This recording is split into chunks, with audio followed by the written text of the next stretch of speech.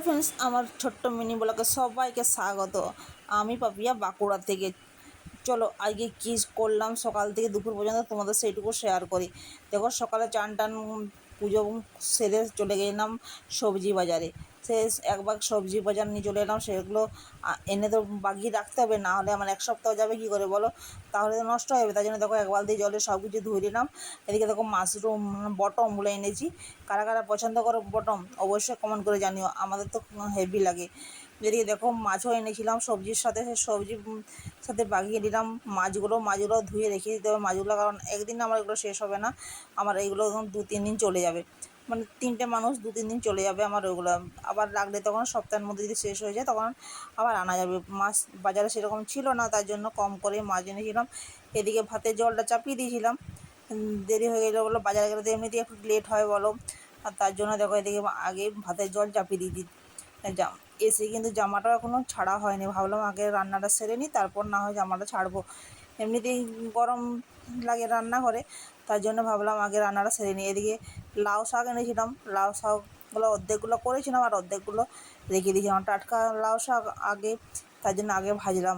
এদিকে দেখো শাকটা আমার হয়ে গেছে, এবার বাকি সবজিগুলো আমি এক এক করে চাপিয়ে দেবো। সেরকম সবজি করিনি, একটা পাঁচমিশালি তরকারি করেছিলাম আর মাছ করেছিলাম আর শাকটা করেছিলাম। তাহলে বন্ধুরা, কি তোমরা কে কোথা থেকে দেখছো ভিডিওটা আমাকে অবশ্যই কমেন্ট করে জানিও, আর আমার ভিডিওগুলো তোমাদের কেমন লাগে সেটাও জানাবে।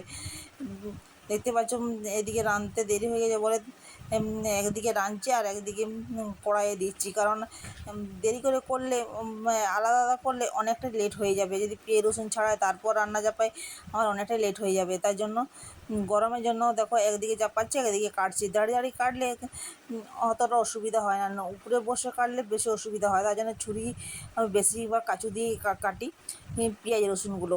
আর সবজি যেগুলো কাটা যায় না সেগুলো বটিনেতে কাটতেই হবে। এই দেখো একটা পাঁচমিশালি তরকারি চাপাবো, তার জন্য আমি মশলাটা কষছিলাম।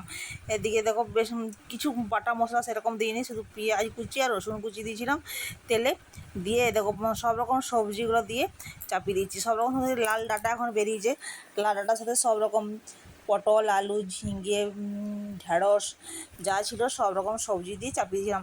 তার সাথে দিয়েছিলাম কিন্তু মাছের মাথা, হেভি খেতে লাগে গো মাছের মাথা দিয়ে এরকম পাঁচমিশালি তরকারি করতে। দেখো আমার রান্নাটা আমার কমপ্লিট হয়ে গেছে। অনেকে বড়ি দেয়, কলাইয়ের বড়ি, কিন্তু বড়ি দিলে না তোমাদের দাদা ভাই খেতে চায় না। বড়ির ভাজা খাবে কিন্তু বড়ি দিয়ে তরকারি খায় না, সেই জন্য বড়ি দেওয়া হয়নি। দেখো তোমার সাথে গল্প করতে করতে আমার কিন্তু ওই তরকারিটা ঘ্যাট তরকারিটা আমার হয়ে গেছে। এদিকে এরপর মাছটা চাপাবো।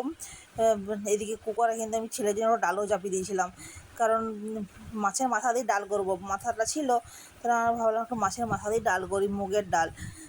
খুব সুন্দর খেতে লাগে। এদিকে ডালটা আমার সেদ্ধ হয়ে গেছে, সেটাই আমি দেখাচ্ছিলাম। দেখে নাও আমার রান্নার রেসিপিগুলো। আজকের মতন টাটা, বাই বাই।